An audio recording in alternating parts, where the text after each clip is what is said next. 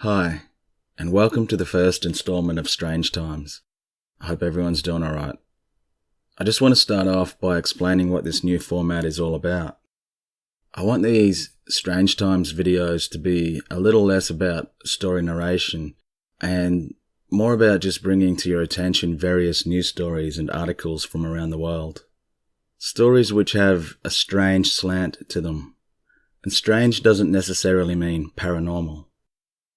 I'll still be producing the older style videos as well, but by doing these Strange Times videos, I should be able to post weekly, because these videos are going to take a lot less time for me to produce. And so, here we go. I hope you enjoy. New Zealand man says he spent 10 days in an alien civilization. Right. On a Monday morning in February 1989, Alec Newald set off on a 3-hour drive to Auckland from Rotorua in New Zealand. After passing through a winding, foggy mountain route, he arrived in Auckland feeling tired and confused. However, he was even more confused to learn that Monday was now Thursday, 10 days later. He recalls the moment that he was plucked from that winding road. "I was like, what the hell is going on here?" he said. "I was driving the car, and it felt like a ton of bricks had landed on me, like someone had poured cement on me. I felt like I was pushed into the seat of that car. I was paralyzed. I couldn't turn the wheel or apply the brakes or do anything." He says he was zooming down the road at 100 kilometers per hour towards a cliff face at the time, and he braced himself for the impact. Then he said he woke in a cavernous space filled with flashing neon blue lights. He was convinced he was dead, as he believed he was in spirit form and he was experiencing the afterlife. He claims to have never even thought about UFOs before that point, and that he has never taken drugs either. "I was just like a wispy ghost with no form at all," he said. "I found I could maneuver myself by moving my consciousness forward or sideways." Surrounded by other spirit forms, it was then that he claims to have felt a tap on the shoulder. Here's how Mr. Newald describes what happened next in his book, Coevolution.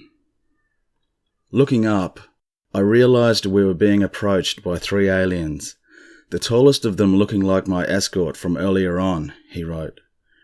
"The second one was just a little shorter, and was male as far as I could tell. The third was smaller, much smaller, and walked ahead of the other 2.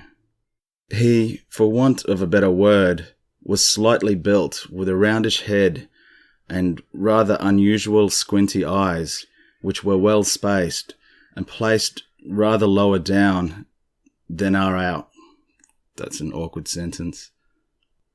He, for want of a better word, was slightly built with a roundish head and rather unusual squinty eyes, which were well spaced and placed rather lower down than ours.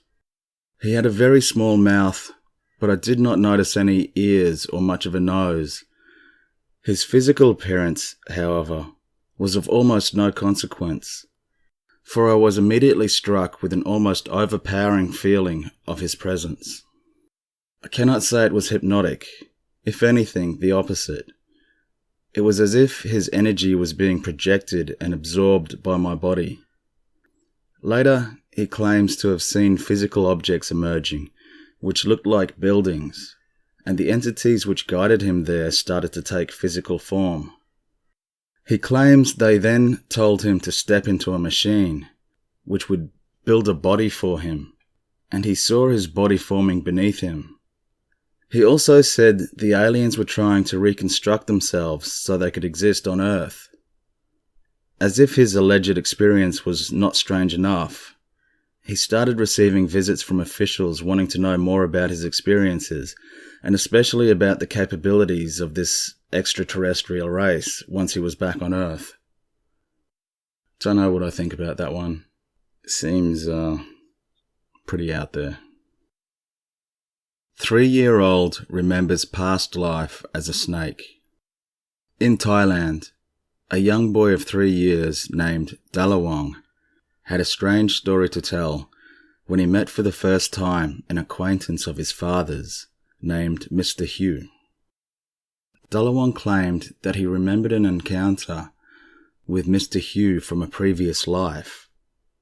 If that's not weird enough, Dalawong also claimed that in his previous life he was a snake. He said he was in a cave when he encountered 2 dogs. He fought with the dogs before confronting their owner, Mr. Hugh. Hugh then killed the snake. These details were all confirmed by Hugh. Dalawong said that after he died, he saw that his current father had eaten a piece of this snake. It is true that his father ate a piece of the snake Hugh killed at the time, before Dalawong's birth. Dalawong touched Mr. Hugh's shoulder, recalled his father, and said Mr. Hugh had been bitten there by a snake. Mr. Hugh did indeed have a scar on that shoulder from a snake bite. Though Dalawong was initially upset with Mr. Hugh, the boy forgave him. Dalawong said it was not good to be a snake, and that Mr. Hugh released him from that misery. The boy then started killing snakes often. Holy shit. Which he felt was a good deed. Sounds like a psychotic deed. Incidentally, Dalawong was born with a skin condition which caused the lower half of his body to be covered in scales like a snake. What a weird story. Now this next article is pretty interesting, I reckon. Can blind people see during near-death experiences? People who were blind from birth have had brushes with death in which they felt themselves leave their bodies and they have experienced vision for the first time. For some, it seemed natural. For others, it was a confusing and shocking experience.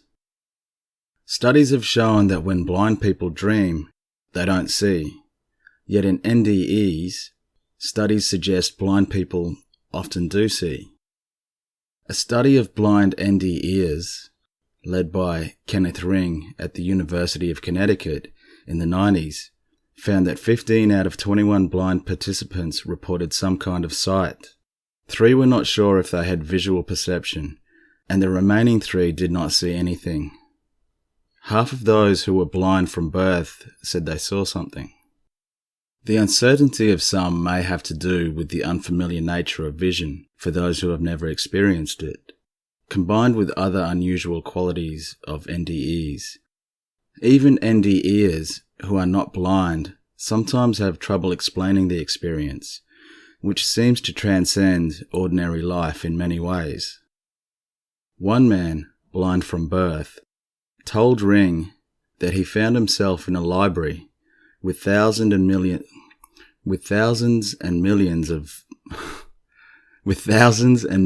and billions of books. That's a weird description. Thousands and billions. Asked if he saw them visually, he said, "Oh yes." How do you read that without sounding like a douche? Oh yes. Did he see them clearly? No problem, he reckons. Was he surprised at being able to see? Not in the least. This is very confusing text. Basically, he says, in answer to the question, was he surprised at being able to see? He says, not in the least. And he says to himself, hey, you can't see. And then he says to himself, well, of course I can see. Look at all those books.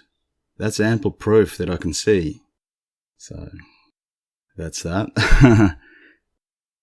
Vicky Umipeg, whom Ring interviewed, and who has also spoken of her experience in various media interviews, had an overall pleasant NDE, but did describe being suddenly able to see as frightening. She was 22 years old, working as a singer at a nightclub in Seattle. She couldn't get a cab after work one night, so she accepted a ride from some intoxicated patrons. The car crashed while she was in it. She suffered serious injuries, including a fractured skull. She felt that she had left her body and floated up toward the ceiling in Harbourview Hospital. She heard a doctor talking about the possibility that damage to her eardrum could make her deaf as well. She could see a doctor leaning over what she realized must be her body below. She had never seen her own body. Pulled through a tunnel, she emerged in a place with grass and people of light, she said. In an interview for the BBC documentary, The Day I Died, Umipeg said, "I felt overwhelmed by that experience, because I couldn't really imagine what light was like." Umipeg was born prematurely and became blind as a result of too much oxygen in the incubator. She said that, during her NDE, it was wonderful to be out there and free, not to worry about bumping into anything. If she wanted to know something, the knowledge would just come to her. When she returned to her body, she said, it was excruciatingly painful and very heavy. It's funny that I came across this story actually, because only recently I was thinking this very question about astral travelers, whether blind people actually see. And so apparently they do. I remember once I had a kind of a astral type experience. It was half dream, half astral, I think. And so it was in the middle of the night, and I kind of became aware of standing in my room, and I was looking at the computer monitor, and I noticed too that I could only see out of one eye. And as I was looking at the monitor, this white face sort of just appeared in the monitor, and then I woke up just from shock, I guess. It frightened me. And when I woke up, I didn't wake up and jump out of bed. I just became awake and aware of myself back in my body, sort of thing. And the way I was lying on the bed, the pillow had covered half of my face, and I could only see out, when I opened my eyes, I could only see out of one eye, just like this experience that I had. So, yeah, it's interesting. I think, I got some ideas on that, but I'll push on. Alright, this is the last one anyway. I liked this. I just came across this, so I can't even remember. I've got the link. Mystery man saves shopkeeper in Turkey. A shopkeeper in Adana, a city in southern Turkey, was saved from certain harm by a mystery man in early March of this year. Market manager Sedar Biniciyi was organising merchandise outside of his shop when from behind him he heard someone say, "Look out," and was subsequently touched on his shoulder. Biniciyi turned around to discover that a large metal gate had come loose from the bed of a passing truck and was careening towards him at head height too. He narrowly dodged out of the way, thanks to the mysterious stranger's timely warning. And check out the video. Even if it's just some guy just tapping him on the shoulder saying, "Hey mate, how are you, morning?" Just the coincidences, even if it's not paranormal, I like it.